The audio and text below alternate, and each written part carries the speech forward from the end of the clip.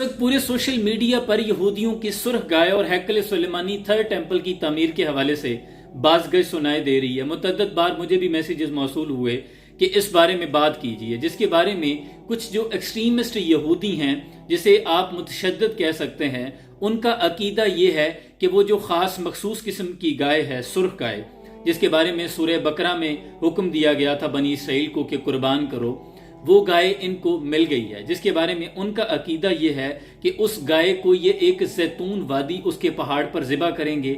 इसके बाद उसका गोश्त, उसकी हड्डियां, उसकी खाल को ये आग में जलाकर राख बनाकर, राख को पानी में डालकर उस पानी से खुद को पाक करेंगे और फिर हैकल सुलेमानी की बुनियाद के इर्द गिर्द ये 7 मरतबा उस पानी को बहाएंगे। फिर मस्जिद अक्सा और सुनहरे गुंबद को शहीद करने के बाद हैकल सुलेमानी का उसकी तामीर का आगाज़ करेंगे और ये इनके जो मसीहा, जिसको दजाल अपना मसीहा मानते हैं, उसकी आमद का रास्ता हमवार करेंगे। ये उनका अकीदा है। जबकि हम अगर तारीख की किताब सुन्नत की किताबों को देखें तो ऐसी किसी गाय का भी जिक्र नहीं मिलता।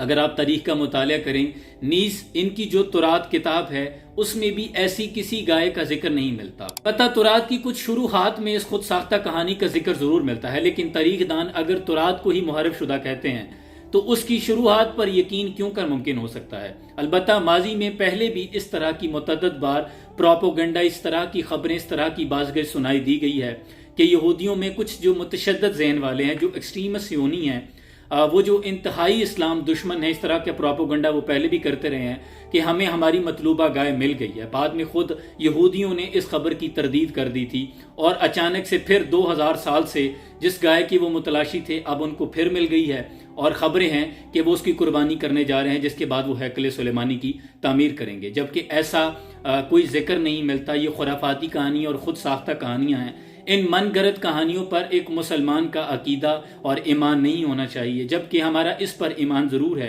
कि फरमान मुस्तफ़ा सल्लल्लाहु अलैहि वसल्लम है कि क़यामत तब तक कायम नहीं होगी जब तक मुसलमान और यहूदी आपस में जंग नहीं करेंगे, जब तक मुसलमान यहूदियों को कत्ल नहीं करेंगे। यानी एक मुलहमा कुबरी का जिक्र ज़रूर मिलता है, एक बड़ी जंग जो मुसलमानों और यहूदियों के माबैन लड़ी जाएंगी, जिसके नतीजे में मुसलमान यहूदियों को कत्ल करेंगे। और यहाँ तक कि कोई यहूदी अगर किसी पत्थर और किसी दरख्त के पीछे भी छुपा होगा तो वो दरख्त और पत्थर खुद कहेगा कि ए बंदे खुदा, यहूदी मेरे पीछे छुपा है, इसे तलाश करो और इसे कत्ल कर दो। एक गरकद नामी दरख्त के, उसे यहूदियों का दरख्त कहा जाता है, वो सिर्फ यहूदियों को पनाह देगा।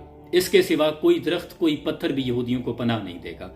लिहाजा इस वक्त में ऐसी सूरत हाल में जब फ़लस्तीन के बच्चों को शहीद किया जा रहा है, वहाँ पर जुल्म की दास्तान रकम की जा रही है, मुसलमानों को ऐसी बेहुदा और ख़ुद साख्ता मनगढ़ंत कहानियों पर यकीन करने के बजाय अपने ईमान की फ़िक्र करनी चाहिए और फ़लस्तीन के लोगों, उन मजलूमों के हक़ में उनकी दादरसी के लिए आवाज़ बुलंद करनी चाहिए। जहाँ यहूदी हमारी जो तमाम मुसलमान बहनें हैं उन पर जुल्म, तशद्दुद, बर्बरियत की दास्तान रकम कर रहे हैं, हम ऐसी मनगढ़ंत कहानियों के पीछे ना लगे रहें, बल्कि उनकी प्रोडक्ट्स का बाइकआउट करें और इस मुहिम का हिस्सा बनें।